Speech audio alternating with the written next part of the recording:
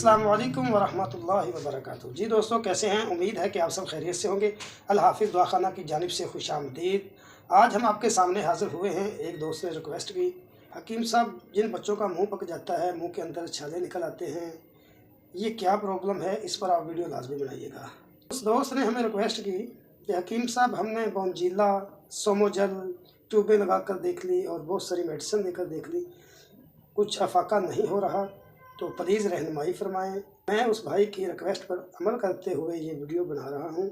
वो हज़रात लाजमी देखें जिनका मुंह बार बार पक जाता है, मुंह के अंदर दाने निकल आते हैं या छाले बन जाते हैं। ये मुंह किस वजह से पक जाता है, इसकी वजूहात क्या है? तो सारी वीडियो आपने देखनी है कि मुंह पक जाने की वजह सिर्फ एक ही है कि मैदे के अंदर हीट ज़्यादा हो जाती है और हीट वो मुंह की तरफ आती है सांस के ज़रिए। इंसान के अंदर अल्लाह ताला ने एक निज़ाम रखा है। ऑक्सीजन हम लेते हैं बाहर से, कार्बन डाइऑक्साइड हम खारिज करते हैं।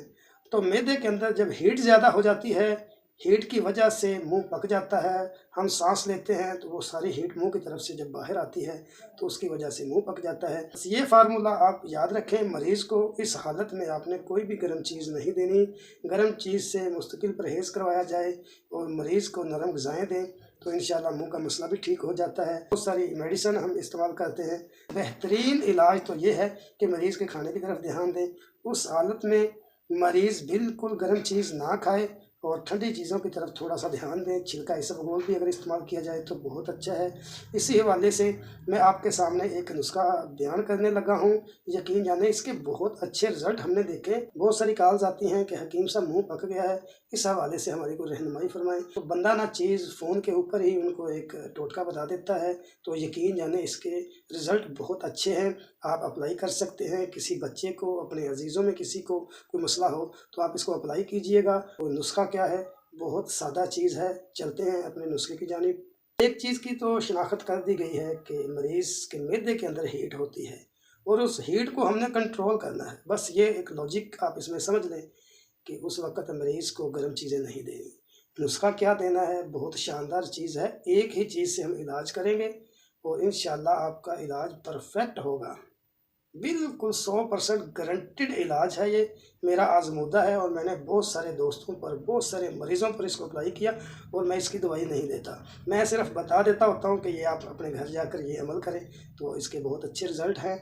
तो वो क्या चीज़ है? छोटी इलायची हर बंदा जानता है। सब्ज़ इलायची बोलते हैं, इलायची खुर्द भी इसको बोलते हैं। ये तो हर किचन में मौजूद होती है। तो आपने छोटी इलायची लेनी है और उसके बीज निकाल लेने हैं। ध्यान से सुने, बहुत अच्छा फार्मूला है। बहुत सारी मेडिसिन खा खा के जो लोग तंग आ चुके हैं, इसको आपने इजी नहीं लेना। छोटी इलायची के बीज 1 चम्मच आपने निकाल लेने हैं और उसके अंदर आपने मिश्री ऐड कर लेनी है या चीनी ऐड कर लेनी है। छोटी इलायची के बीज आपने 1 चम्मच लेने हैं, उसके अंदर आधी चम्मच आपने चीनी डालनी है। किचन के अंदर ही मौजूद है चीनी भी और छोटी इलायची भी। इन दोनों चीज़ों को आप ग्राइंड करें, इनका पाउडर बना लें। छोटी आधी चम्मच मरीज़ को ठंडे दूध के साथ दे दें या ठंडे पानी के साथ दे दें तो इंशाल्लाह मरीज़ का मसला हल हो जाएगा। ये तो खाने के हवाले से है और लगाने के लिए आप लाजमी याद रखें, सोमोजल, बोनजीला इसका कभी मुकाबला नहीं कर सकती। संसार की ये एक मशहूर चीज़ है जिसको सफ़ेद राल बोलते हैं। ये एक हल्का सा पत्थर होता है। इसका पाउडर बनाएंगे। इसका पाउडर बना के महफूज कर लेना है। उसको कपड़े शान करें, बिल्कुल बारीक पाउडर आपने लेना है और ग्लिसरीन के अंदर मिक्स करके आपने मुंह के अंदर अप्लाई करना है। जहाँ जहाँ छाले हों वहाँ आपने लगाना है और कोशिश करें कि ये लगाने के बाद तकरीबन आधा पौना घंटा तक आप कुछ नहीं खाएंगे।